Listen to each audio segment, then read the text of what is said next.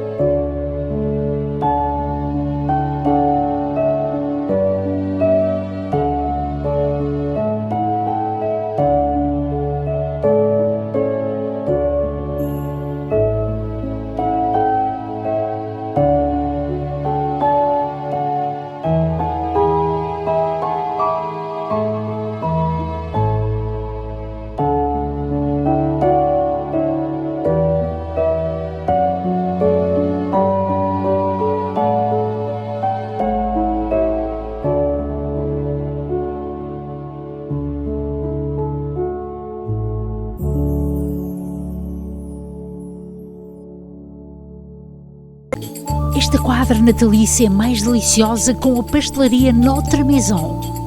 Bolo rei e grande variedade de pastelarias são uma especialidade. Broa de milho quentinha para comer com o bacalhau. Encomendas 514-844-2169. 514-844-2169. Pastelaria Notre Maison, 50 anos de sabor e amor. Situada no Boulevard Saint-Laurent e Prince Arthur, em Montreal. A Pastelaria Notre Maison deseja-lhe feliz e doce Natal. Viagens Algarve. Organiza excursão no outono à França com passagem por Espanha durante 14 dias. Primeiro destino, Cidade de Lourdes, mundialmente conhecida como importante lugar de peregrinação católica. Baiona, próximo destino, cidade turística e muito festivaleira. Situada na região basca, esta baía deslumbrante, conhecida pela sua beleza, arte e gastronomia, não esquecendo do famoso presunto. Terceiro destino, Catedral Santiago de Compostela, um dos santuários mais procurados a nível mundial. Bordeaux é o próximo destino, conhecido mundialmente como a capital do vinho e terra de Samuel Champlain. Último destino em Toulouse, conhecida pela Cidade Rosa, a construção das casas em tijolo de terracota. Não desperdice esta oportunidade. Voo direto, hotéis, refeições, visitas, autocarro e guia em português. Telefone agora 514-277-1934. Viagens Algarve. Viaja consigo.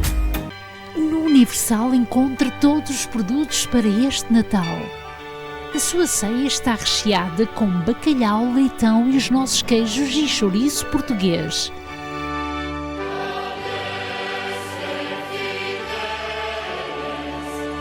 Celebra em família com o Universal.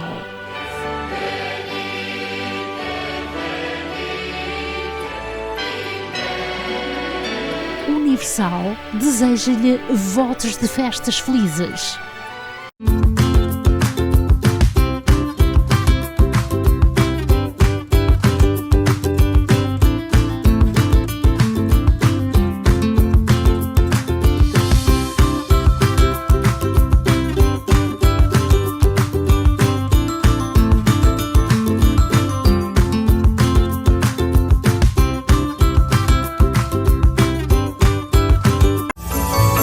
Bolo rei, bolo escangalhado, broas castelares, lampreia, troncos é na pastelaria Nossa Senhora do Rosário. Os especialistas somos nós. Encomende quanto antes. A pastelaria Nossa Senhora do Rosário deseja-lhe umas santas festas.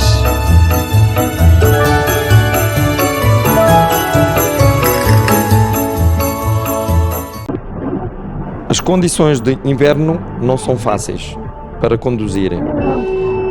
Para poder evitar certos acidentes, a qual lhe podemos ajudar, na CarStar Rosemont, passe-nos visitar para uma boa verificação da condição dos pneus, a qual vendemos também novos e usados, pode evitar um acidente. Inspeções de mecânica, bate-chapas e pintura, também um grandioso serviço estético. Não hesite em nos contactar ao 514-279-7224 e estamos situados no 5757 Avenida Papineau. Quality Pack. Especialista no fabrico de caixas em madeira para transporte de contentores por barco ou avião para todo o mundo. Vendemos madeira para a construção de casas em plywood e aspanite. Para mais informações, contacte João Melo pelo 514-773-9794. Quality Pack. Embalagens de qualidade.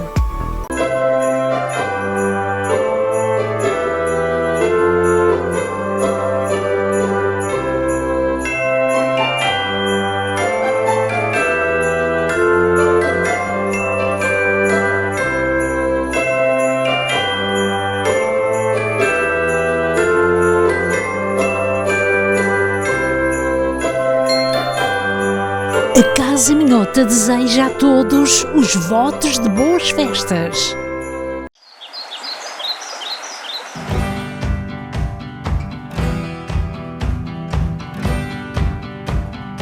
Chegou a hora de agarrares o momento. Dá aquele salto, brinda com amigos e desconhecidos. Segue o teu instinto. Gatão, vinho branco, agora em lata. Imagina o lugar mais belo do mundo.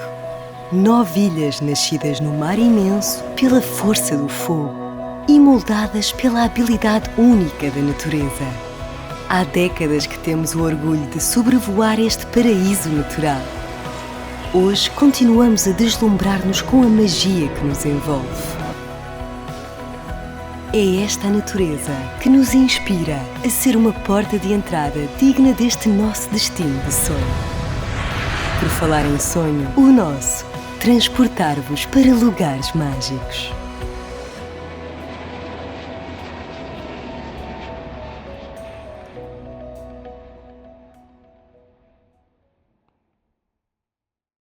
Olá a todos, dando sequência à chegada dos portugueses ao Canadá, conheça mais uma história de uma líder da nossa comunidade.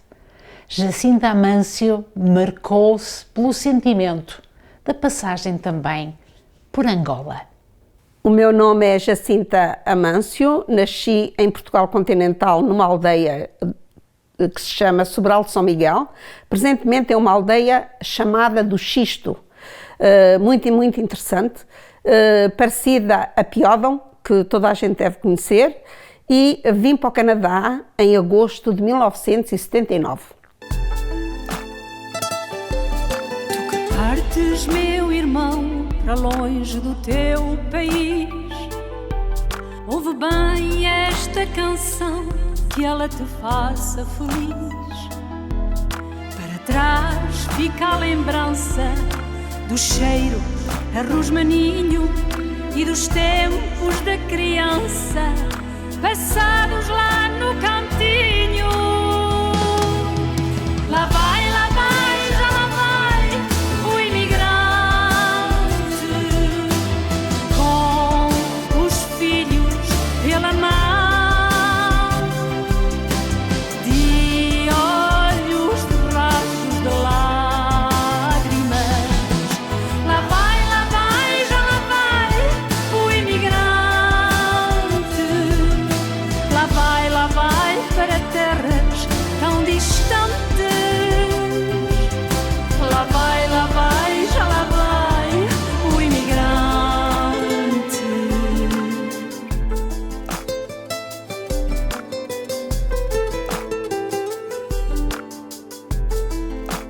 Sra. Dona Jacinta, obrigada, estamos no seu conforto. É aqui que tudo se passa, não é verdade? É verdade, é a minha casa, é o meu lar. Eu sempre ouvi dizer que quando nós saímos para ir visitar qualquer país, gostamos muito de visitar o país, tudo é muito bonito, mas a melhor altura é quando nós regressamos à nossa casa e passamos o portal da nossa casa. É aqui que se chama o nosso lar. O nosso lar não é uma casa, é um lar. É o sítio onde a gente se sente bem. Então esse lar chegou ao Canadá em que dia, em que ano? Cheguei ao Canadá no dia 13 de agosto de 1979, já há alguns anos. E tinha uma formação já em História e era professora em Portugal, mais precisamente no Algarve, e, perto mesmo da Praia da Rocha, o Liceu de Portimão. E quando vim para o Canadá, tentei fazer a minha profissão aqui como professora, mas era bastante difícil, porque tinha que novamente ir para a universidade e tornar a fazer o mesmo curso. Ora, quando a pessoa chega a um país, é preciso trabalhar, e é preciso ganhar dinheiro, e é preciso pagar uma renda de casa, como toda a gente, e é preciso comer. E, portanto, naquela altura, quando eu cheguei, o melhor que eu fiz foi aprender melhor o francês. Eu falava francês quando cheguei ao Canadá, mas não o quebecois. Então, esta língua é um pouco diferente da língua francesa e eu não entendia as pessoas. De modo que a primeira coisa que fiz foi realmente ir para a escola e habituar-me ao francês do Quebec. Sai de Portugal e foi primeiro o Canadá o país externamente a Portugal que conheceu? Quando eu saí de Portugal, tinha duas escolhas. Ou vinha para o Canadá ou para o Brasil. O meu marido tinha os padrinhos dele que viviam no Rio de Janeiro e tinham-lhe feito uma carta de chamada para ele ir para o Brasil com a família. Portanto, eu e o meu filho, que naquela altura tinha 3 aninhos. E depois de conversarmos, chegamos à conclusão que talvez o Canadá fosse um país melhor para se emigrar, mesmo se no Brasil se falava de português. Nós decidimos que talvez o Canadá nos desse melhores oportunidades de vida, tanto para nós como para o nosso filho. Permita-me perguntar-lhe, então quando chega ao Canadá vai fazer exatamente o quê? Quando eu cheguei ao Canadá, como eu lhe disse, tinha uma formação em História. E a História aqui, como disciplina nas escolas, não é obrigatória. Portanto, também não há muita escolha da pessoa dizer eu vou fazer a minha profissão, porque na realidade não se encontrava trabalho. E portanto, o que eu fiz quando cheguei, fiz tudo. Trabalhei numa farmácia onde ganhei menos do que o salário mínimo, e se fosse espertinha, talvez passado 2 semanas eu passasse a ganhar o salário mínimo. De modo que estive nesse trabalho durante 6 meses. Depois desses 6 meses, dava aula sempre na escola portuguesa, porque em Portugal tinha conhecido um irmão do Padre Fatela, que na altura estava na paróquia Santa Cruz, e quando eu cheguei fui ver o padre Fatela. Eu trazia uma carta de recomendação do irmão. Ele disse: Jacinta, você pode começar a trabalhar já este sábado que vem. De modo que realmente o meu primeiro emprego no Canadá foi a escola portuguesa. E só interrompi a escola portuguesa durante vários anos, interrompi porque presentemente continuo lá, durante vários anos quando eu fiz a minha carreira bancária, onde eu fiz uma formação à noite em Economia e Finanças. Visto que estava ligada à escola, permita-me perguntar-lhe quantos alunos frequentavam essa escola nesse tempo? Nesse tempo, em 1979, haviam mais de 1000 alunos na escola portuguesa. Era realmente extraordinário, porque eram os portugueses da primeira geração que queriam que os filhos falassem português. Ultimamente, o que eu tenho notado é que, também devido houve uma evolução nas redes sociais, houve uma evolução não só nas redes sociais, mas na televisão, é muito mais acessível do que era antigamente, e as pessoas, como têm essa acessibilidade para compreender e falar as línguas, porque há mil e um canais na televisão onde se pode mesmo aprender a língua que se quer, e hoje a escola portuguesa já não é tão pertinente como era na altura. No entanto, eu tenho muito boa recordações dos alunos daquela altura. Eram alunos que gostariam de aprender. Os meus alunos nos anos de 79 já estão agora quase a ir para a reforma, e foi uma experiência muito, muito agradável. Porque eu tinha uma experiência portuguesa em Portugal e eu transferi a experiência que tinha em Portugal para o Canadá. E aqui o ensino não era exatamente a mesma coisa. Houve várias mudanças que foram feitas mesmo na escola portuguesa devido pelas minhas ideias. Mas era o professor Barros, naquela altura, o diretor da escola, e a dona Manuela era uma secretária do Hospital Real Vitória, que era uma senhora excelente, que por acaso agora é até minha vizinha aqui em Outremont, e que muito fez pelaquela escola portuguesa. Eu deixei a escola em 1989, em 1994 fui substituir durante 6 meses um professor que saiu, um professor de História, e depois da minha reforma voltei novamente à escola portuguesa ao sábado, mas é para mim um pouco... É muito trabalho. Eu gosto de fazer as coisas bem feitas, eu sou muito perfeccionista, e para dar as aulas ao sábado, das 9 até à 1, eu tinha que preparar as aulas durante mais ou menos 2 dias.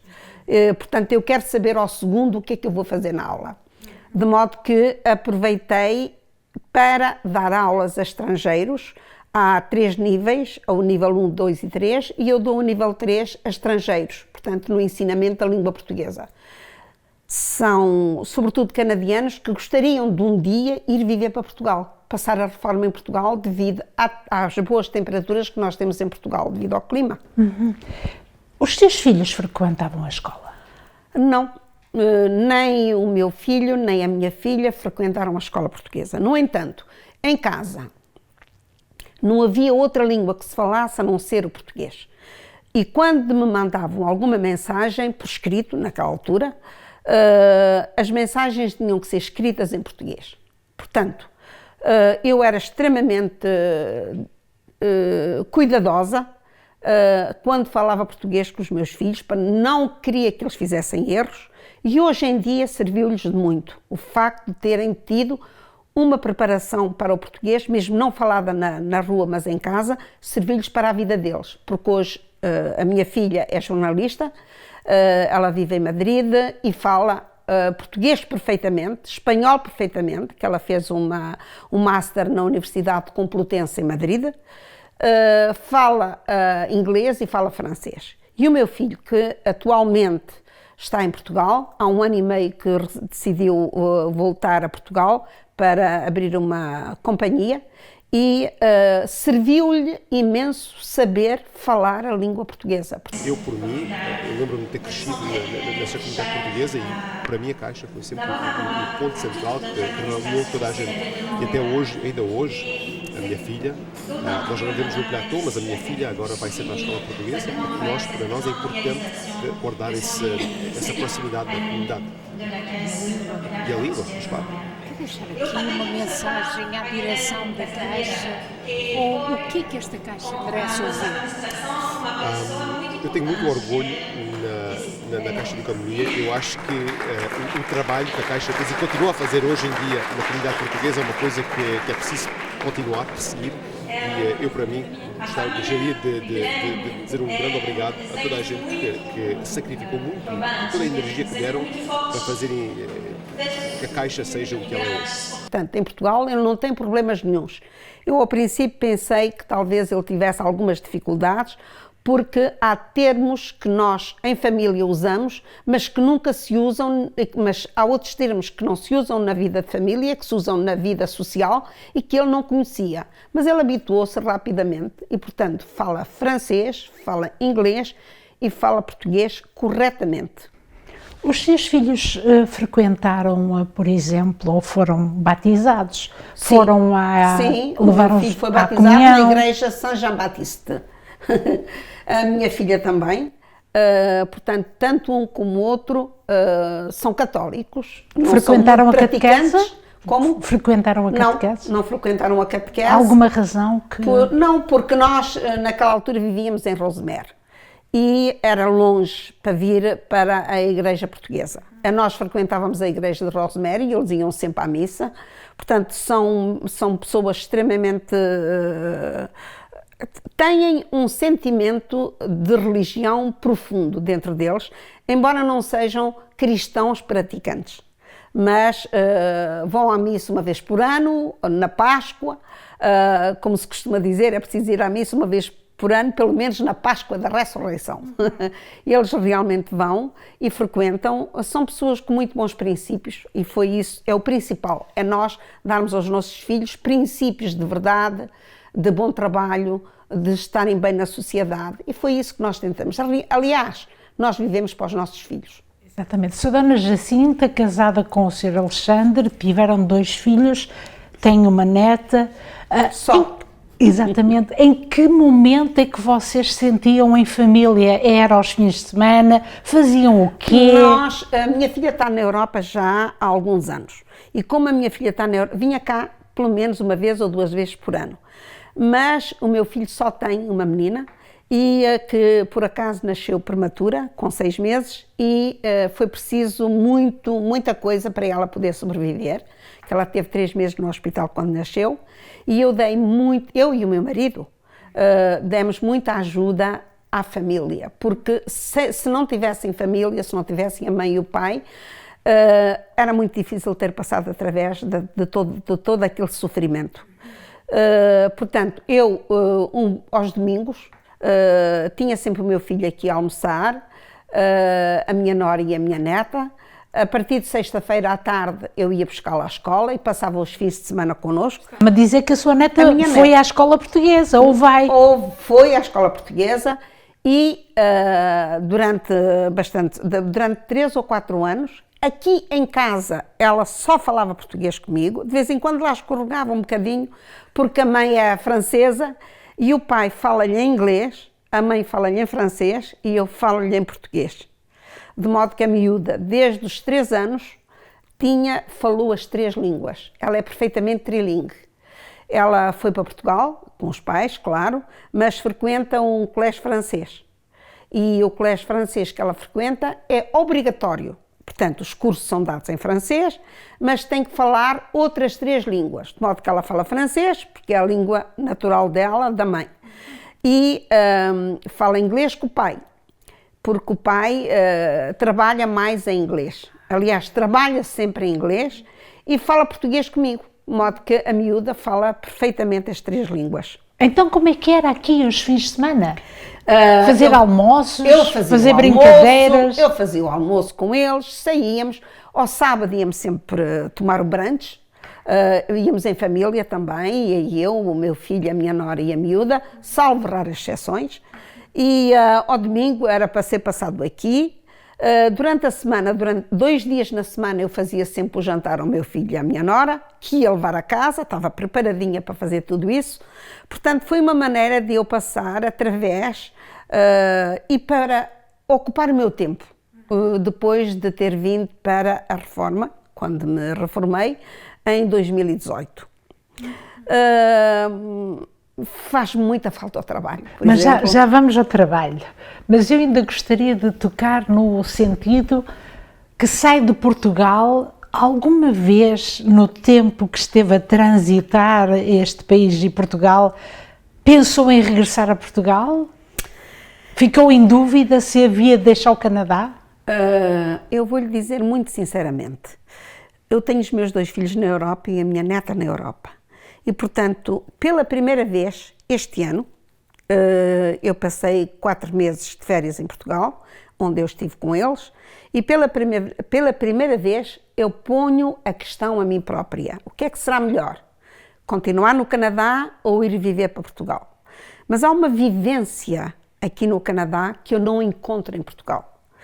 E, embora eu tenha uma casa em Portugal e esteja à vontade, eu sinto-me em casa no Canadá e em Montreal e não me sinto em casa em Portugal. Eu também questionei, quando meu filho foi embora para Portugal, há 1 ano e meio, eu questionei: será que tu és capaz de te habituar a um país onde tu nasceste? Ele nasceu em Braga, onde tu nasceste, mas onde nunca viveste. E ele disse-me: é uma experiência que eu vou fazer. De qualquer maneira, eu vou por um período de 10 anos. Depois de 10 anos vou ver se regresso ou se fico. E eu tenho a minha vida estabelecida aqui. Embora não trabalhe, eu tenho aqui os meus amigos, tenho aqui que eu me sinto bem. E não sei o que devo fazer. Eu sei que mesmo financeiramente em Portugal estaria melhor, porque não tinha menos impostos a pagar, porque aqui pago imensos impostos, e lá pagava só 15% ou 20% do salário que eu tenho. Mas não é isso que conta para mim. Para mim conta a qualidade de vida. E eu acho que a minha qualidade de vida aqui no Canadá é melhor que a minha qualidade de vida em Portugal. Então, falou de trabalho, em que momento surge ir trabalhar para a Caixa Portuguesa? Depois de eu trabalhar na escola portuguesa, o padre Fatela e depois o padre que veio a seguir convidou-me para fazer o secretariado da igreja. E eu aceitei. Portanto, trabalhei 3 meses na igreja. E quando eu estava a trabalhar na igreja, houve um concurso que foi aberto na Caixa Portuguesa como caixa. E como eu tinha um emprego precário, claro que o emprego como secretária da igreja na altura não era bem pago, porque eles também não tinham para o pagar, mas era pago. E eu decidi aplicar para a Caixa Portuguesa e fui aceite. Lembro-me que naquela altura quem me fez foram 3 membros do Conselho de Administração que me fizeram a entrevista, e a primeira coisa que me perguntaram foi: mas a senhora, com uma formação universitária superior, quer vir trabalhar como caixa aqui na Caixa Portuguesa? Eu acho que a senhora tem qualificações a mais para fazer esse trabalho. E eu disse: em tempo de guerra não se limpam armas, eu preciso trabalhar. E davam-me a possibilidade de trabalhar na Caixa e davam-me a possibilidade de ter um emprego permanente. E, portanto, naquela altura, como lhes disse, o meu filho era pequeno e eu precisava de um emprego permanente. Não queria ficar em casa a minha vida toda a fazer comida ou a lavar tachos. E o meu marido, naquela altura, começou a trabalhar e também foi a primeira vez que trabalhou, foi aqui no Canadá, nunca tinha trabalhado. O pai tinha uma empresa de carros em Angola E, Já vamos a Angola daqui a pouco. e então foi a primeira vez que trabalhou, também não foi fácil para ele.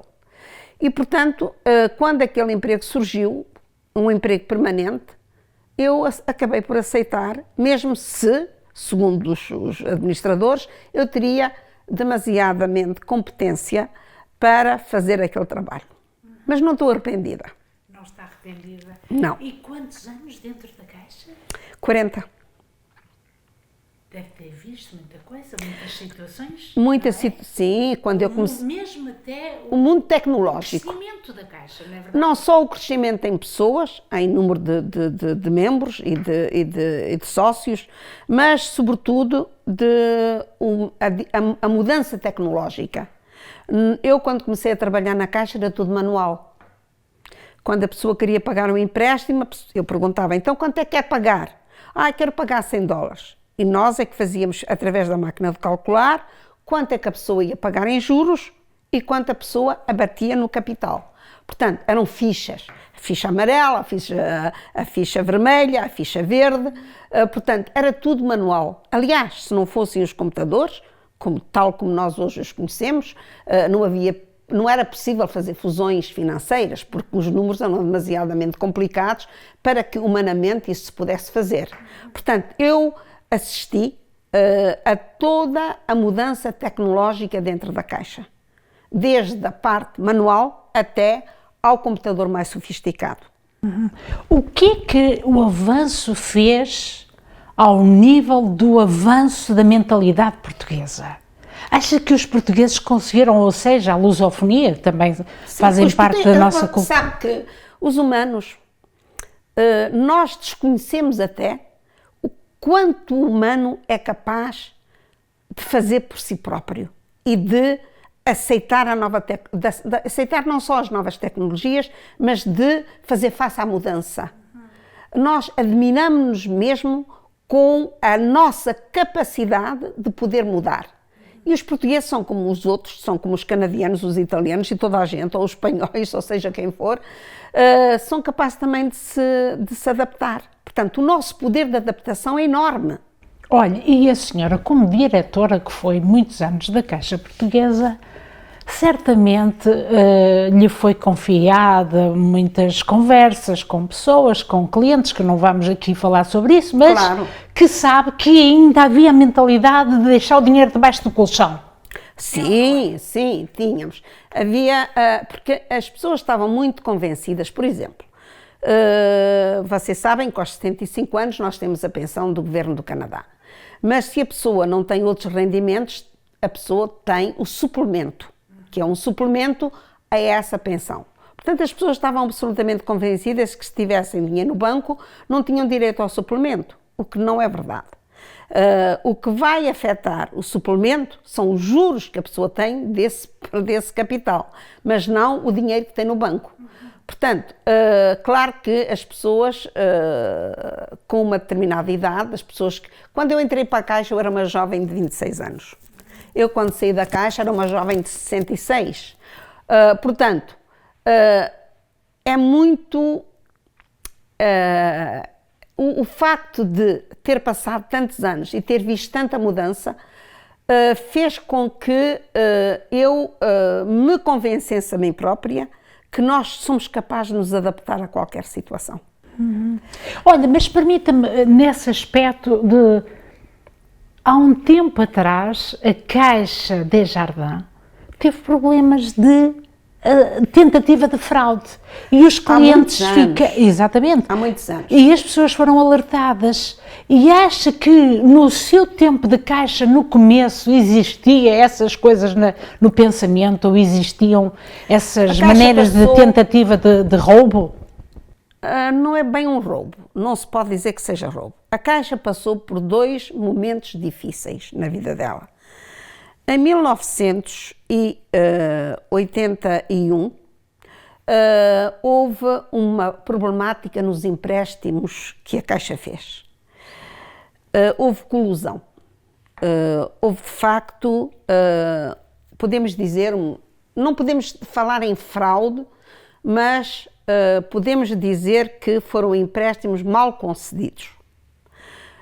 em que não se via a capacidade de reembolso das pessoas e sempre estava, porque era o amigo do amigo, o amigo do amigo, o amigo do amigo, e nessa altura a Caixa teve uma perca de cerca de $500 milhão. Foi muito dinheiro e a Desjardins enviou alguém para a Caixa. O nome dele era o Sr. Fournier. Ainda me lembro perfeitamente do dia em que o senhor entrou na Caixa e ele foi atrás das pessoas que tinham levado esse dinheiro, que tinham levado esses empréstimos pessoais e ele era extraordinário, o senhor, e houve mesmo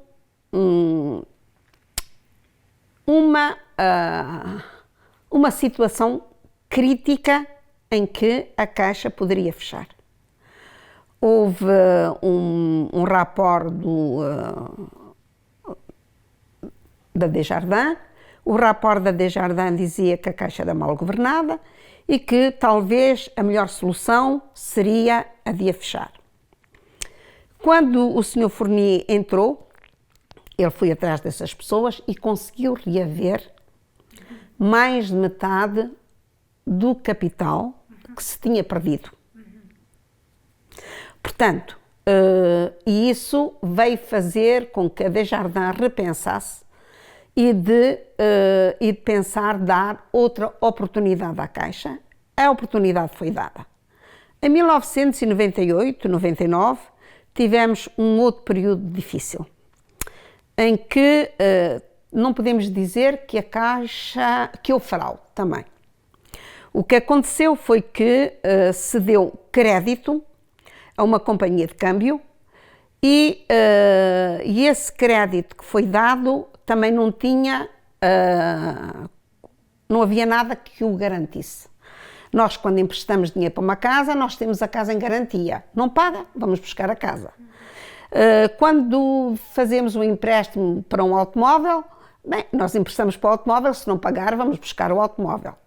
Naquela altura, a companhia nós não tínhamos uma mais-valia, não tínhamos nada que garantisse os empréstimos. E o problema que se passou foi que a companhia vivia do dia a dia. Tinha muitos clientes e a companhia era maior que a própria Caixa. O que quer dizer que nós éramos como um peixinho vermelho e a companhia era o tubarão.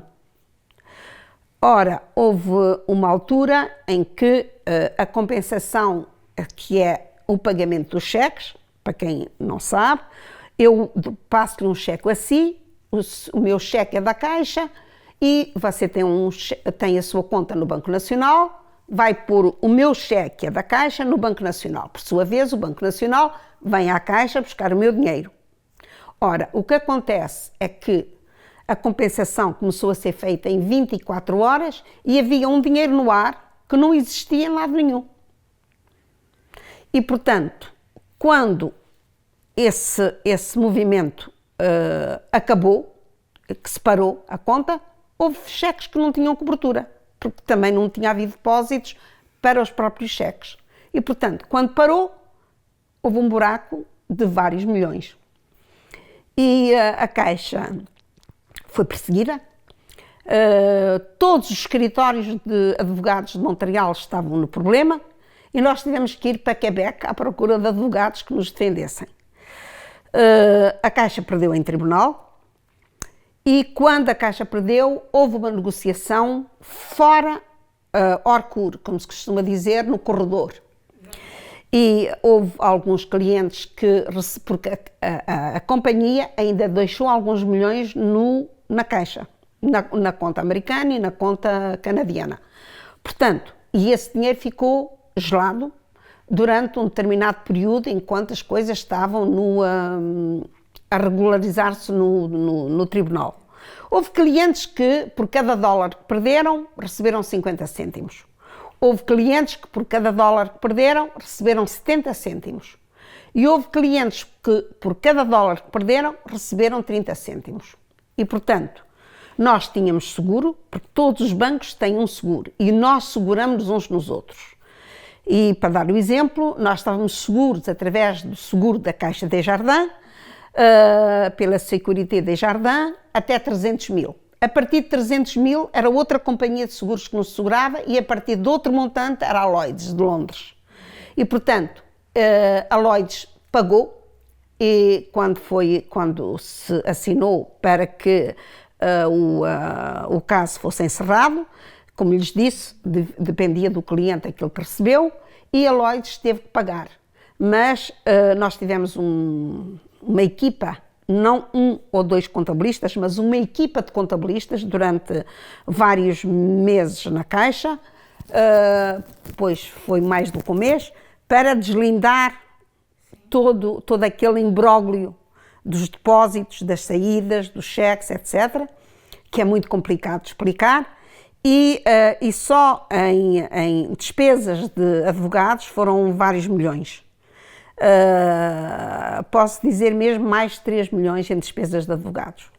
E, portanto, quando isso foi assinado, fora do tribunal, a Caixa em si ainda tinha que pagar 3 milhões de dólares. Nós responsabilizamos a Desjardins, que também não tinha sido atenta à problemática que a Caixa tinha, que houve uma inspeção e a inspeção deu-se conta que havia qualquer coisa que não estava correta, mas também não deu um sinal vermelho forte para que isso pudesse acabar, naquela altura, antes de chegar àquilo que se chegou, à tal falência, e, portanto, a Desjardins acabou por nos dar $500 mil e emprestou-nos 2,5 milhões a uma taxa de juro de zero. E foi quando eu fui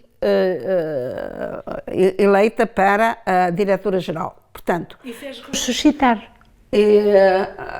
Quase. Portanto, eu lembro-me que eu tinha sido nomeada no dia 8 de dezembro de 2001, imagine, eu tinha sido nomeada nessa data, no dia 8 ou no dia 7, olha, agora não estou bem certa, e no dia 17 de dezembro, em todos os canais e em todas as notícias, aparece a fotografia da Caixa a dizer a Caixa Portuguesa governada por incompetentes. E foi assim que eu comecei o meu mandato como diretora-geral. Portanto, com uma dívida de 2,5 milhões de dólares, tinha que me capitalizar e tinha que pagar em 3 anos os 2,5 milhões. Se não pagasse os 2,5 milhões naqueles 3 anos, a Caixa ficaria sob tutela. A tutela é, em vez de sermos nós a governar, seria a Desjardins a governar a Caixa. O que quer dizer que mesmo para se comprar um lápis, nós teríamos que pedir autorização à Desjardins. Graças a Deus, graças ao trabalho, não foi o meu trabalho, foi o trabalho de toda uma equipa e tenho mesmo que agradecer a todos os empregados que trabalharam, por vezes, horas sem ser pagas, depois do trabalho, em que se telefonava para as pessoas para casa, para que elas viessem depositar, para fazer confiança na nossa instituição. Portanto, tive uma equipa excelente. E, graças a isso, em 2 anos, pagamos os 2,5 milhões que devíamos à Federação, porque foi o Fundo de Sécurité da Desjardins que nos emprestou esses 2,5 milhões, pagamos e ainda dei um ristourne aos membros. Em 2004, lembro-me que a Caixa foi considerada a Caixa melhor de todo o movimento Desjardins. Portanto, no que diz respeito à performance.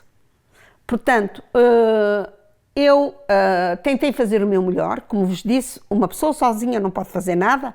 Se não tiver uma equipa como deve ser, se não tiver alguém que nos apoia por trás, nós não podemos fazer nada. Mas é evidente que tem que haver um chefe. Sem dúvida. E como é que eram tempos a nível emocionais da sua parte? Chegar a casa, como é que o ambiente, porque estamos casados, temos filhos, Sim. e às vezes não nos deixa sequer estar em conforto no nosso lar, porque não se consegue. Eu, graças a Deus, eu tinha um marido excelente, era um homem extraordinário, que, sobretudo, ouvia. E o que é preciso numa situação destas não é a mulher chegar a casa e contar o que se passou, mas ter alguém que nos ouça. E eu tive sempre por lema que o meu trabalho não ia interferir na minha vida familiar. Portanto, eu tinha 2 filhos que estavam a estudar naquela altura, o meu marido infelizmente estava doente e tive que passar através dessa situação. Tinha os meus 2 filhos em colégios privados, eu não tinha tempo para me queixar. Eu não podia dizer, isto está mal. Não, isto está mal, mas vai ficar bom. Tinha que ter uma atitude positiva, sobretudo. E o meu marido, doente, mas era uma pessoa extremamente positiva, com uma moral que eu não conheço em mais ninguém. E esse suporte que eu tive em casa foi a melhor coisa que me podia ter acontecido. Porque dava-me tempo para tudo. Eu podia ir à caixa depois das horas de trabalho. Eu às 6 horas da tarde vinha fazer o jantar a casa e às 7h30 às vezes ia ao trabalho para ver alguma coisa que não estava feita e para eu pôr em dia para o dia seguinte. Portanto, eu não tinha limite nas minhas horas. Os meus filhos já estavam mais crescidos. O meu filho nasceu em 76 e a minha filha em 84. Quando isto aconteceu, em 2004, a minha filha já tinha 20 anos. Nessa altura ela estava a estudar em Madrid e, portanto, nem estava em casa, portanto, estava só eu e o meu marido em casa. Portanto, para mim também foi mais fácil, porque a única coisa que eu tinha em casa para fazer era fazer a comida para o meu marido e dar uma vida familiar, para nós sairmos, para passear. Portanto, eu tive realmente um apoio essencial para o trabalho que eu fiz. E esse apoio foi ele. Há sempre aquilo que se chama l'entité grise, a entidade cinzenta, não é? Que está por trás. Por trás de uma grande mulher está sempre um grande homem. E está sempre uma grande mãe. A sua mãe alguma vez pensou vir e ficar no Canadá? A minha mãe? Sim. Ela ficou muitos anos no Canadá. Ficou muitos anos no Canadá. A minha mãe faleceu em Portugal e faleceu na nossa aldeia porque ela dizia sempre, eu não quero morrer no Canadá. Gosto muito do Canadá, mas não quero morrer aqui. Eu quero morrer na minha terra natal.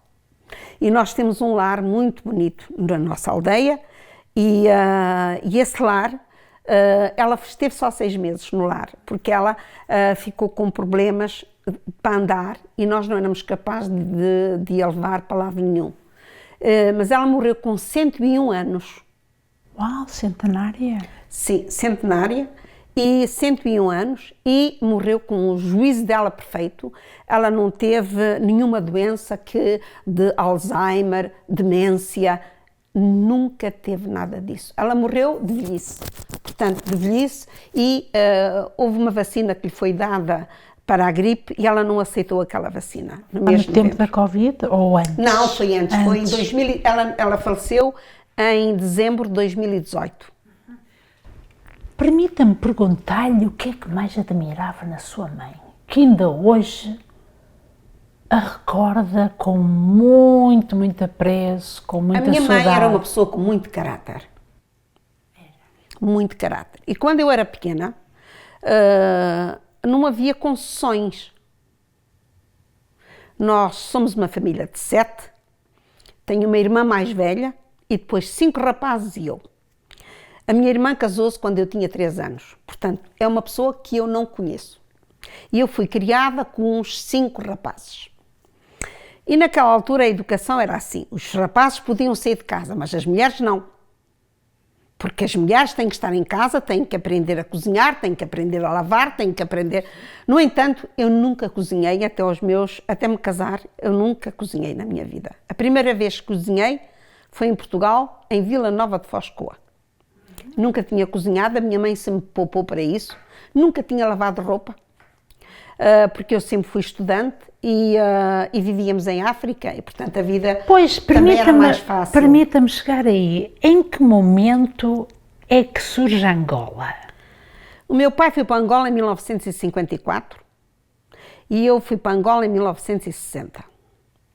Portanto, e viemos em 1974. Na realidade, eu tive 14 anos. Só que os 14 anos que eu estive marcaram-me para sempre. E marcaram-me porquê? Porque é aquela fase em que nós fazemos os amigos, em que nós temos o primeiro namorado, em que a gente sai a primeira vez, em que a gente põe saltos a primeira vez. E, portanto, o clima em Angola era um clima extraordinário. E quando eu fiz os meus 17 anos e fiz o meu 7º ano, eu vim para Direito para Coimbra. Quando cheguei a Coimbra, era muito frio, eu não queria estar em Coimbra porque era muito frio. De maneira que disse ao meu pai, eu não quero estar aqui, isto é muito frio. E o meu pai disse, eu também não quero que estejas aí contra a tua vontade. Mas Direito não havia em Angola, por motivos políticos, a Faculdade de Direito não existia em Angola. E, portanto, eu voltei. Tens um bilhete à tua disposição. Eu só quis ouvir isso. Portanto, quando me apeteceu voltar, eu voltei. E fiquei em Luanda durante um mês, na casa de uns tios, da minha cunhada, de uns tios da minha cunhada. Fiquei durante um mês e depois fui para o Lubito, onde eu vivia. Durante esse ano ganhei muito dinheiro, porque dava explicações a 15 alunos, explicações privadas. E depois, no ano seguinte, eu fui para Sá da Bandeira e matriculei-me em História. Portanto, o meu pai era funcionário público, os funcionários públicos em Angola tinham tudo gratuito no que diz respeito a transportes. Portanto, avião, barco, comboio. Portanto, eu ia sempre de avião, do Lubito para Sá da Bandeira. Claro que estávamos em stand-by, mas havia sempre lugar. E, portanto, eu fui estudar para Sá da Bandeira e foi em Sá da Bandeira que eu conheci o meu marido. Foi em Sá da Bandeira que conheceu o seu marido e que, no fundo, deixou também para trás, quando abandona Angola, Exatamente. As grandes amizades. Isso é difícil. Muito difícil, porque quando chegamos a Portugal, eu cheguei com aquilo que tinha no corpo. Exatamente. Grávida de Foi 6 uma meses. fase que as pessoas tiveram que deixar o país, não é? Sim, não tínhamos alternativa, porque a tropa sul-africana estava a entrar pelo sul de Angola, o FNLA estava no outro lado e, portanto, nós não tínhamos alternativa, tínhamos mesmo que sair. Eu entrei num barco no Lubito, sem bilhete, sem nada, e o barco veio até Luanda. Em Luanda é que havia a ponta aérea, a chamada ponta aérea das pessoas todas que estavam lá para regressar para o país.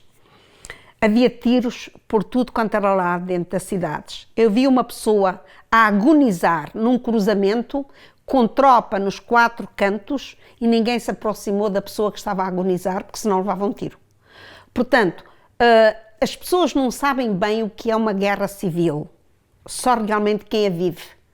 Mas eu tenho uma coisa boa, há certas coisas que esqueci completamente. Se me perguntar, limpei da minha memória, porque a pessoa não pode ter isso presente, senão a pessoa não é capaz de viver. E foi muito difícil. Quando o barco atracou, do Lubito para Luanda, atracou no porto de Luanda, estava uma fila de negros em todo lado, a bater palmas e a dizer: colono, vai para a tua terra. Nós não tínhamos dinheiro, estava fechado, não havia pão, não havia dinheiro, não havia nada.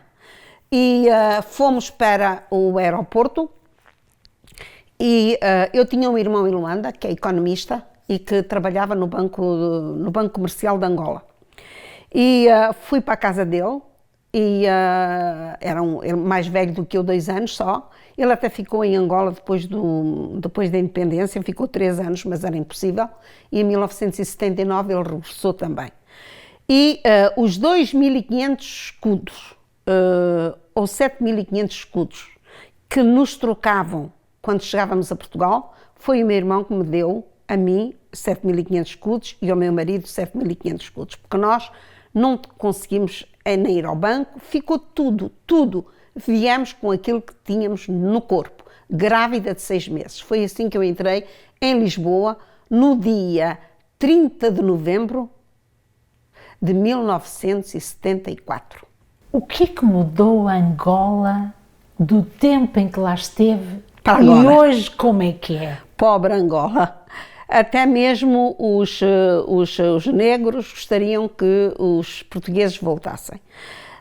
Eu tenho um amigo ainda, um amigo muito meu amigo, que vive em Angola e tem uma companhia lá em que ele vende todo tipo de material hospitalar. Desde a agulha para se dar uma injeção até à máquina mais sofisticada, é isso que ele faz.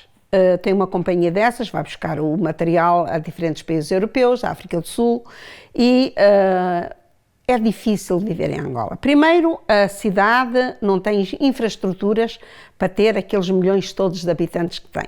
O tráfego é horrível.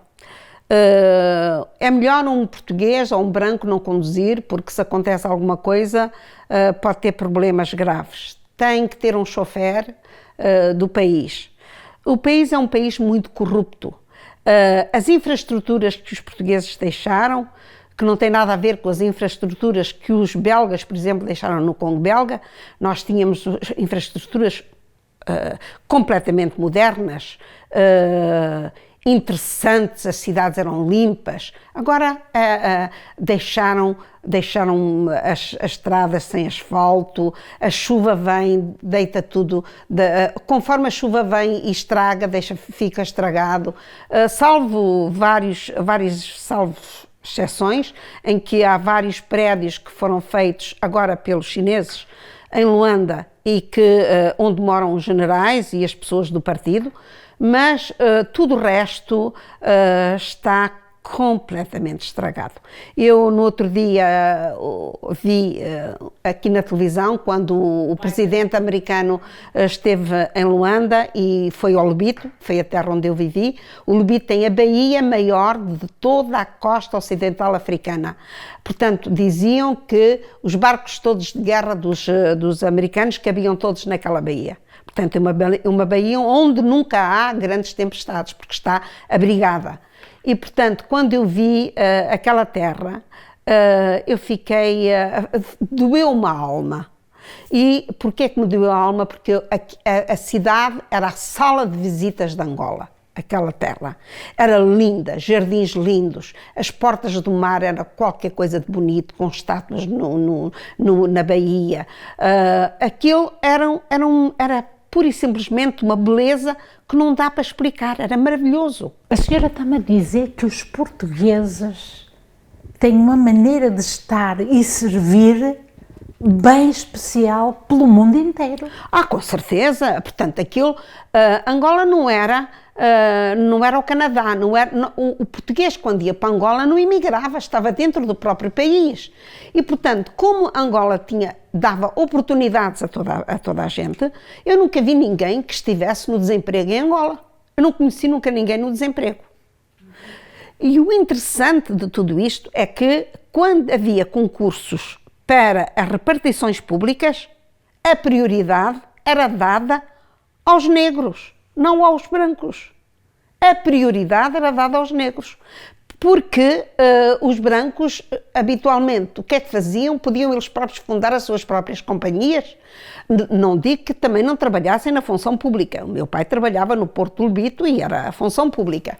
Só que a prioridade era dada aos autóctones. E, portanto, não me venham dizer que os portugueses... Eu não vou dizer que os portugueses fizeram uma colonização perfeita, que não há ninguém que faça nada perfeito. Mas que a nossa colonização não tem nada a ver com a colonização, por exemplo, que os ingleses fizeram até na Rodésia, que os sul-africanos tinham, em que havia um apartheid, era white and color. Color era tudo o que não fosse branco europeu. Portanto, que se fosse indiano, que fosse mulato, cabrito, era tudo color. Nós nunca tivemos essa problemática em Angola. As pessoas eu sempre tive colegas de todas as cores no liceu. Aliás, o melhor ginasta do Sporting Clube do Lobito era um preto. Portanto, nós não somos racistas por natureza. E, portanto, foi triste a maneira como a independência foi dada. A independência não devia ter sido dada só aos negros, mas devia ter sido dada a toda a gente que lá havia e habitava. E eu acredito que quando deixou a Angola, chegou a Portugal, começar do zero. Claro! Então, como lhe disse, eu cheguei a Portugal com aquilo que tinha no corpo.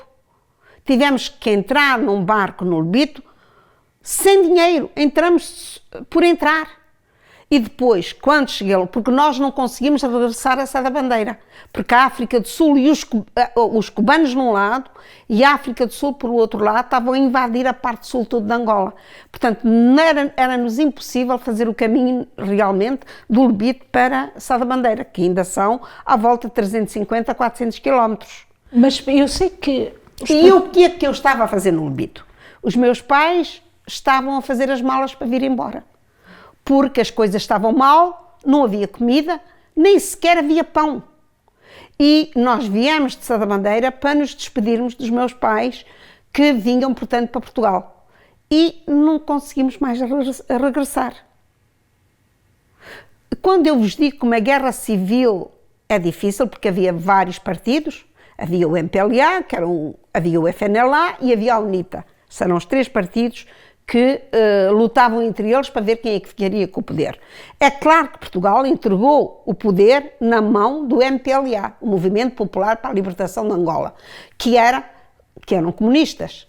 Portanto, as pessoas tudo o que tinham depois foi nacionalizado. Não havia nada que a pessoa pudesse trazer. Mas há uma coisa que nós trazemos sempre, é aquilo que nós temos dentro da cabeça. O que não se vende, não se compra. E, portanto, eu já tinha o meu bacharelato feito, acabei a minha licenciatura em Portugal, em Faro. E, portanto, quando eu cheguei a Portugal, não tinha nada, mas tinha uma cabeça em cima dos ombros. E comecei a trabalhar, como eu lhe disse, eu cheguei no dia 30 de novembro, o meu filho nasceu a 26 de fevereiro de 76, e eu comecei a trabalhar no dia 12 de março de 76. Não foi fácil. Portanto, eu não tive aquilo que se chama aqui o congé de maternité. Não, eu não tive nenhumas férias de maternidade. Nenhumas. Portanto, eu comecei a trabalhar e até me reformar nunca deixei de ter trabalho. Mas que significado então tem Portugal para si? Visto que Angola foram 10 anos, verdade? Foram mais, foram 14. Mais, 14 anos? Sim. Depois veio para o Canadá? Vim para o Canadá em 79. Portanto, eu pouco vivi em Portugal. Portanto, por isso é que eu lhe digo, a minha vida é aqui. A minha vida foi feita aqui e dou muitas graças a Deus pelo acolho que o Canadá nos deu e que nos deu a oportunidade de termos tudo o que tivemos. Deu-me a oportunidade de dar uma boa educação aos meus filhos, deu-me a oportunidade de ter aqui uma filha em 1984 e se não fosse essa oportunidade que o Canadá nos deu, a mim e ao meu marido, evidente, os meus filhos não estariam onde estão hoje, que são o meu orgulho. Não só porque têm um bom trabalho, são bem remunerados, mas não é isso. O que importa é a educação que eu lhes dei, o íntimo que eles têm, as pessoas que eles são. E isso para mim foi o meu maior orgulho e foi a minha melhor obra. É evidente que eu gostei muito do trabalho, foi o trabalho que me deu a oportunidade de lhes poder dar aquilo que eu lhes dei, sem trabalho nada é feito, mas são os dois muito trabalhadores, porque não é preciso nós dizermos aos nossos filhos, trabalhem, eles vão ver pelo exemplo. Acima de tudo, nós aprendemos pelo exemplo. Se não dermos exemplos de trabalho, os filhos também não vão ser trabalhadores. Há exceções, como em todo lado. Às vezes nós queremos que eles vão por um caminho e eles não vão pelo caminho que nós queremos. É uma questão de os guiarmos, mas não podemos obrigar nada. Mas o ditado também diz, o espelho espelha a sombra, não é? É isso mesmo. É verdade. É isso mesmo, é isso mesmo. E então, se eu lhe perguntar se é mais portuguesa, canadiana, angolana, eu sei que a sua afeição por Angola é enorme, que já tive a oportunidade de falar em privado. Como é que a senhora se sente? Mas eu sinto-me portuguesa porque as nossas raízes são portuguesas. O nosso ADN é português. E eu, quando eu digo o nosso ADN é português, eu gosto de bacalhau, eu gosto de cabrito, gosto de caldo verde, gosto de chouriço, adoro sardinhas. Quer dizer, o ADN é português. Agora, nós devemos considerar o nosso país aquele que melhor nos acolheu. E o meu país, presentemente, é o Canadá, porque foi o país que me acolheu de braços abertos e me deu tudo aquilo que eu tenho hoje. Mas é tão difícil esse sentimento de não se conseguir chegar à conclusão de onde nós somos. O problema é simples. E onde, de facto, queremos decidir o que é que somos. A Conceição é fácil de explicar. Nós somos moldados, o nosso temperamento, a nossa mente, o nosso ser é moldado segundo o nosso meio ambiente. Ora, eu acho que nós aqui evoluímos de uma maneira diferente daquilo que evoluíram as pessoas da nossa idade em Portugal. Nós não nos sincronizamos muito bem. Portanto, nós temos uma maneira de viver completamente diferente da maneira de viver dos portugueses de lá. Mas há uma coisa que nos une, é a nossa Portugalidade. O que é a nossa Portugalidade? É a língua de Camões. Sem dúvida. É isso que nos identifica, a nossa bandeira, Exatamente. Onde estamos. Por isso é que eu fiquei muito honrada com a distinção que me fizeram, porque chegou realmente, mais depressa que a minha questão, porque eu iria lhe perguntar precisamente isso.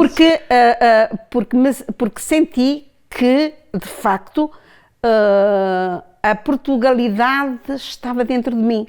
E eu sempre tentei, a todo lado onde eu vou... Mas diga-me lá, onde é que foi essa distinção? Conte lá publicamente. Eu fui avisada um mês antes que era honrada com a medalha de Camões. Primeiro oficial da Ordem de Camões. O senhor disse-me, senhora comendadora, os meus parabéns.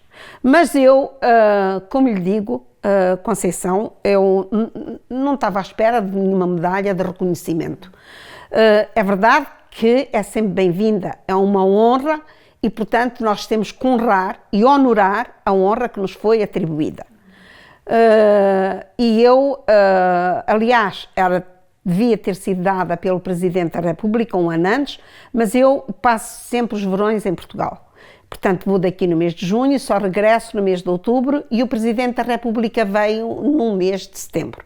E, portanto, eu não fui avisada de maneira nenhuma que ia receber, com antecedência, que ia receber a medalha. Fui, este ano, avisada pelo cônsul, fez-me uma chamada a dizer que eu ia ser honrada com a medalha de Camões e que ele achava aquela medalha muito interessante. Eu também acho, ainda por cima são as minhas cores favoritas, azul e amarela.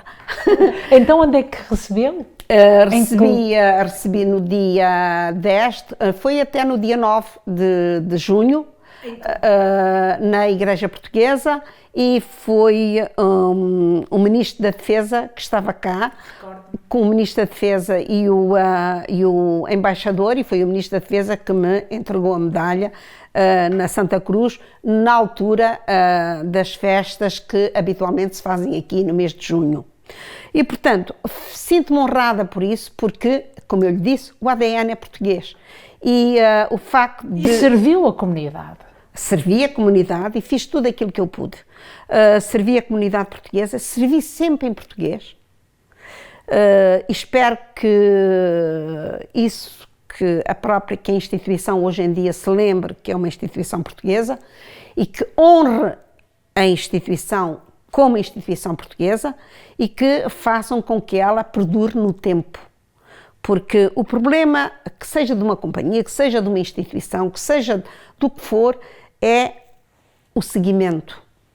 E eu espero que a Caixa continue por muitos anos a existir como uma identidade portuguesa. E responsabilidade. Identidade portuguesa. E que as pessoas realmente, quando entram naquela instituição, sejam servidas em português.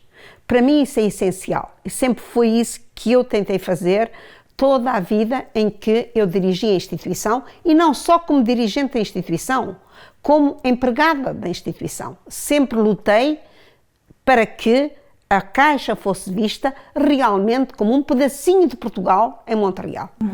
Permita-me perguntar-lhe quais foram os momentos mais difíceis para si enquanto cidadã canadiana.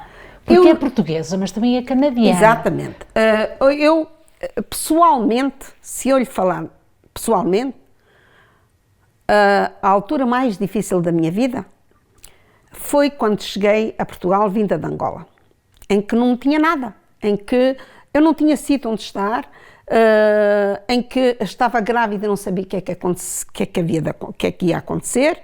Eu tinha 23 anos e só que há uma coisa boa nos nossos 23 anos, é que nós não pensamos como quando temos 60. É tudo muito fácil. Aos 23 anos é tudo fácil, tudo se arranja. E, portanto, talvez tenha sido essa inocência que eu tive com os meus 23 anos que me fez passar através. Portanto, eu não pensei em problemática maior. Nem sequer o termo problemática me apareceu na mente. Portanto, é difícil de lhe dizer exatamente o que é que foi mais difícil para mim. Mas na minha vida há um momento muito difícil. Foi o momento em que eu entrei no hospital e o meu marido estava sentado na cama e o médico me disse: o seu marido tem um tumor na cabeça. E o meu marido tinha só 39 anos e eu tinha 38. E eu perguntei ao médico, no corredor, não à frente do meu marido: é um tumor benigno ou maligno? E o médico respondeu-me: Jacinta, o seu marido tem um tumor maligno. Eu tinha os meus filhos pequenos, a miúda era pequena, e para mim foi o pior dia da minha vida. O que é que eu vou fazer com dois miúdos que ainda estão na idade, a minha filha estava na idade pré-escolar e o meu filho já estava na escola secundária, na Academia Santa Teresa. Mas eu sozinha, com o salário que eu tinha, não era possível manter os meus dois filhos em colégios privados, nem a miúda, porque eu na escola primária nunca pus nem o meu filho nem a minha filha em colégio privado, mas no secundário eu acho que não é por ser privado, é para lhe dar uma determinada disciplina, que eu acho que o colégio dá mais disciplina que uma escola pública, só por isso. Porque a minha neta também andou numa escola pública e fez a primária toda na escola pública e o ensino é perfeito, não precisamos estar a pagar no privado quando os miúdos começam quando começam a ler e a escrever, etc. Portanto, mas para mim foi realmente difícil. O meu marido tão novo e eu tão nova e com dois filhos pequenos, o que é que seria de mim? Como é que eu iria dar-lhe uma educação? Como é que eu lhe iria dar estudos? Foi uma questão... Aliás, a certa altura tive 2 trabalhos. E a certa altura tive 3 trabalhos. Além do trabalho que eu fazia na Caixa. Lembro-me que me deitava à meia-noite e às 6 da manhã eu tinha que me levantar porque tínhamos que vir para Montreal, porque morávamos em Rosemère. E no inverno, sobretudo, a estrada, a 15, está sempre intransitável. E quando eu fui para Rosemère ainda se pagava a portagem. Tinha-se mandar umas moedas para dentro de um cesto. Mas pronto, olha, tudo passou e o meu marido, depois disso, ainda viveu 25 anos. E quando o vê partir, é certo que foi o mais complicado. A única coisa em relação à doença, quando ele tinha 39 anos, é que o meu marido faleceu com 64 anos e os meus filhos já estavam criados. E, portanto, eu acho que Deus faz as coisas bem feitas. Ele achou que partir quando ele tinha 39 anos era cedo demais e os filhos precisavam dele. O meu marido foi o melhor pai do mundo. Eu não posso dizer isso de mim.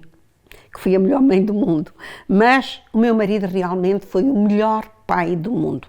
Era ele que fazia os deveres com a minha filha, era ele que ia levar o meu filho ao futebol, que ia levar ao Kwankido, que ia levar a natação, que ia levar... era o chofer deles, dele e dela.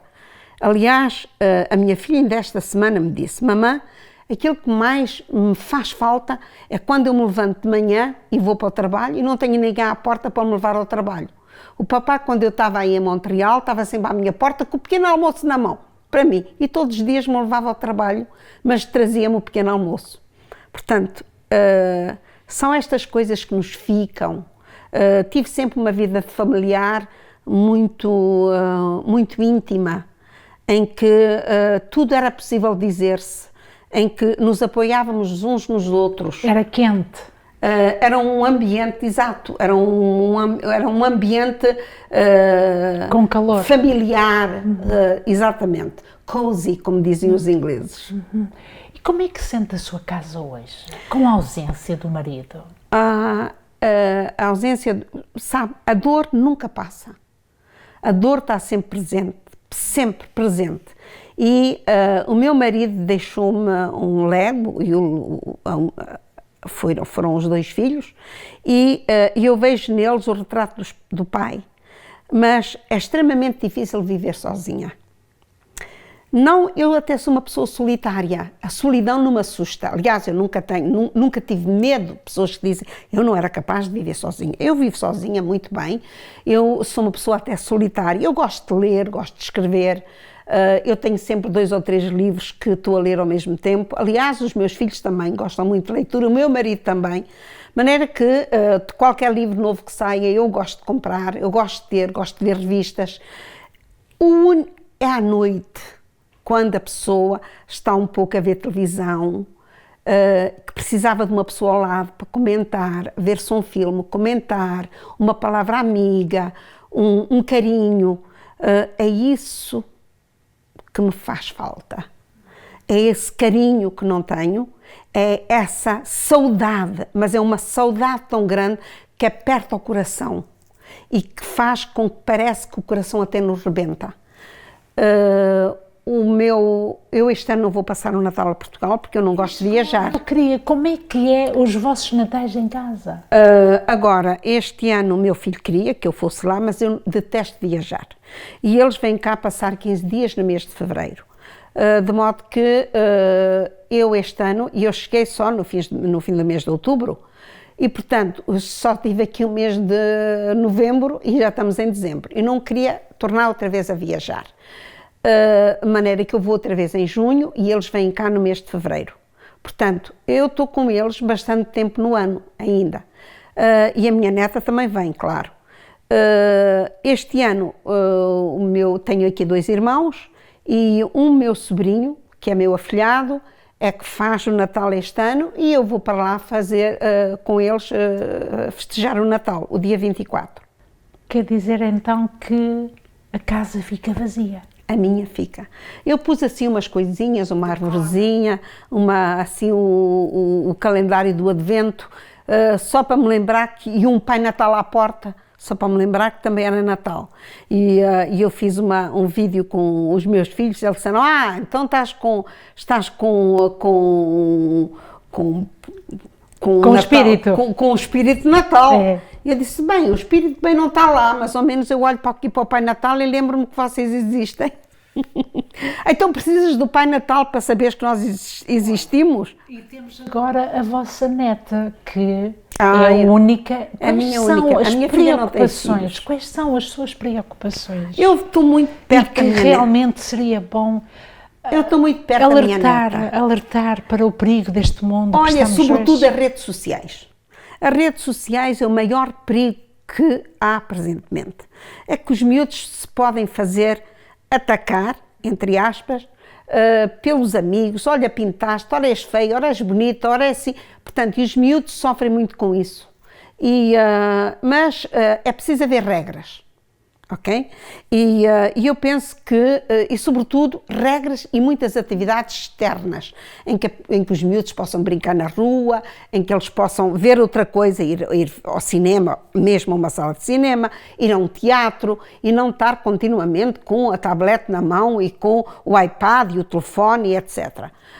A minha neta tem 13 anos, e é uma miúda alta, com certeza que vai sair ao pai, muito magrinha, mas também eu não era gorda, agora é que estou, mas já mas é uma miúda muito elegante, e faz mais falta a ela agora do que os meus próprios filhos, porque estava muito habituada com ela.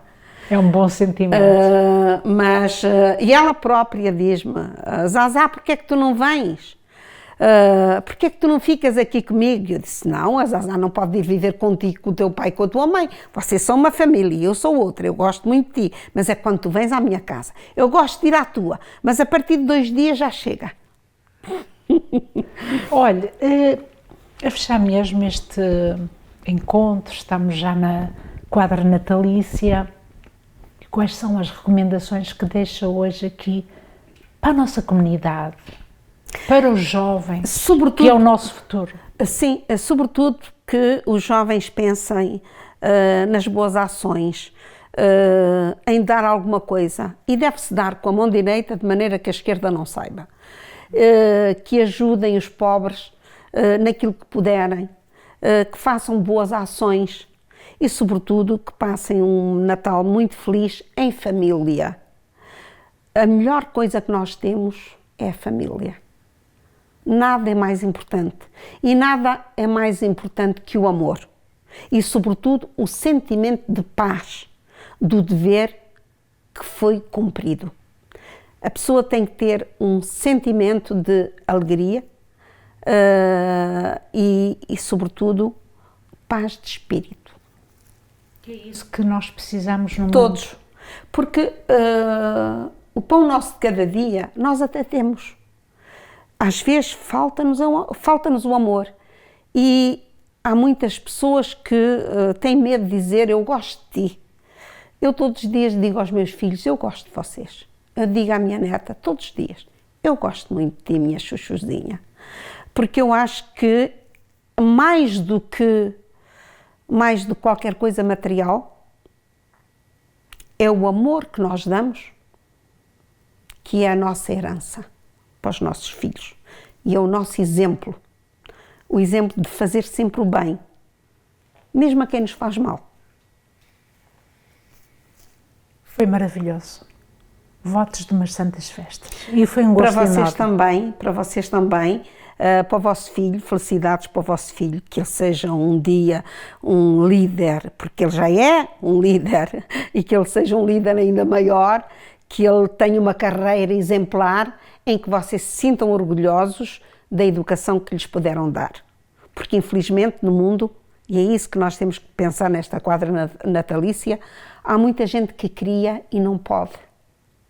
Agora, nós podemos e eles quiseram. E isso é uma bênção. Que Deus abençoe as suas palavras.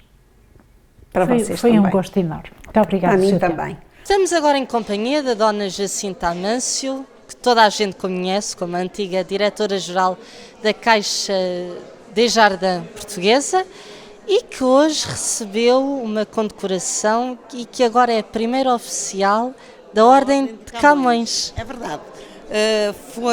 Não foi verdadeiramente uma surpresa, porque já o ano passado eu não estava presente, mas quando da vinda do Presidente da República eu devia ter recebido a medalha, só que não estava cá e não me conseguiram contactar, de modo que não se perdeu muito, foi só um ano de espera. E qual é que é o sentimento em receber esta ordem, ainda por cima das mãos do Secretário de Estado? Não, aquilo que mais me agradou é a medalha, o nome da medalha, a medalha de Camões, porque eu luto e sempre lutei para que a língua portuguesa seja falada aqui no Canadá pelos nossos jovens. Fui professora na Escola Santa Cruz de 1979 até 1988, voltei em 95, voltei em 2018 e durante o período em que era necessário que alguém substituísse um professor, eu ia sempre de boa vontade. De modo que para mim é importante a língua portuguesa e é importante a língua de Camões. De tal modo que durante o período em que eu fui diretora-geral da Caixa, tinha sempre a preocupação de, no fim do ano, quando apresentava o relatório de contas, de apresentar o relatório de contas não só em francês, na língua oficial do país e do Quebec, mas também em português.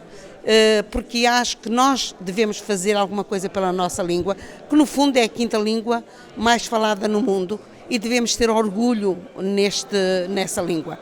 E acima de tudo, o sentimento que eu tive, foi com humildade que eu recebi a medalha, porque eu acho que há muita gente que merecia ter uma condecoração destas e eu tentei, dentro do meu possível, fazer tudo o que estava ao meu alcance para mostrar que sou portuguesa e orgulhar-me do sentimento de ser portuguesa. E senti há pouco, quando recebi a medalha das mãos a condecoração das mãos do secretário de Estado, uma satisfação imensa e um patriotismo que não é descritível. É aquele sentimento de patriotismo e de pertencermos a um povo antigo, com uma história incrível. E não vamos esquecer-nos realmente de que Portugal, depois dos descobrimentos, foi Portugal o primeiro povo a pensar em globalização. E nestes momentos temos mesmo aquele orgulho em sermos portugueses. É verdade, é nestes momentos que nós temos orgulho em ser portugueses e de defender o nosso património, de estarmos em qualquer lado do mundo e, como alguém disse há pouco num discurso, onde está um português, está Portugal. E faz-me muito prazer de me sentir portuguesa em qualquer lado onde eu esteja. E tento, com todas as minhas forças, de incentivar a cultura e a língua portuguesa. Sim, com certeza. E já tenho uma ideia de onde é que vai pôr a sua condecoração em casa ou ainda não pensou nisso? Dentro da caixinha que me foi oferta, tenho uma caixinha muito bonita, com uma medalhinha mais pequenina, outra medalhinha média, para pôr as medalhinhas dependendo da ocasião. Muito obrigada, sim. Muito obrigada, Dona Jacinta, e os meus parabéns pela sua condecoração. Obrigado. Tu que partes, meu irmão, para longe do teu país, ouve bem esta canção, que ela te faça feliz. Para trás fica a lembrança do cheiro a rosmaninho e dos tempos da criança passados lá no cantinho. Lá vai, já lá vai o imigrante com os filhos pela mão, de olhos de rastros de lágrimas. Lá vai, já lá vai o imigrante. Lá vai para terras tão distantes. Lá vai, já lá vai o imigrante.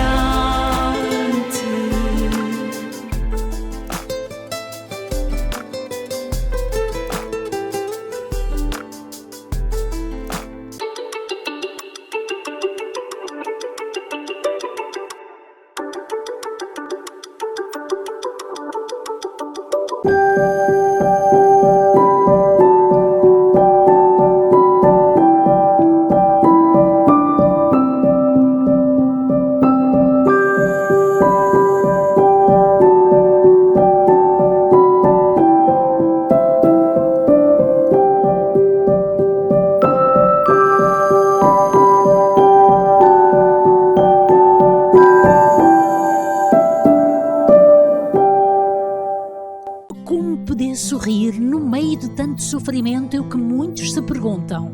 Encontrar a paz tornou-se num desafio. Angústia, discussões, tristezas, dores, sofrimento. Tome uma decisão, não sofra mais. Saí de uma depressão, recuperei o meu casamento, a minha saúde e a minha família. Telefone para a sua consulta e podemos ajudá-lo. Linha de ajuda espiritual 514-913-9439. Recuperei família, saúde e finanças. Porque para Deus nada é impossível. Nós portugueses somos de abraço. É o nosso cartão de visita. Antes de trocar nomes, já estamos a trocar abraços. Quando alguém nos dá a mão, nós queremos logo o corpo todo. Abraçamos quem vem, abraçamos quem vai, abraçamos quem vai e volta. Como companhia de bandeira, abraçamos todas as bandeiras e abraçamos todas as línguas. Calma, não nesse sentido. Oui, parlare un poquito de tu. Abraçamos um futuro melhor, um passo de cada vez. De norte a sul e com tantas costas para abraçar, os nossos abraços são calorosos, às vezes demasiado. E é com esse espírito que abraçamos este mundo e o outro. Abraçamos la viande rose, o dolce fare niente, o salam aleikum e o show de bola. Abraçamos o jantar com pauzinhos, o chá das 5 e o almoço com as mãos. Venham de lá esses ossos. O abraço está para nós como desenhar mesas bonitas está para os suecos, que são ainda mais bonitas quando lá aterram petiscos portugueses. Aqui ou acolá abraçamos o desconhecido, aqueles que acabamos de conhecer e aquele português que encontramos sempre pelo caminho. Português? Seja o abraço 1 a 1, ou o abraço de grupo, o abraço tímido ou o abraço atrevido. Somos portugueses, somos de abraço. Sempre prontos a abraçar a próxima viagem. TAP, abraço ao mundo.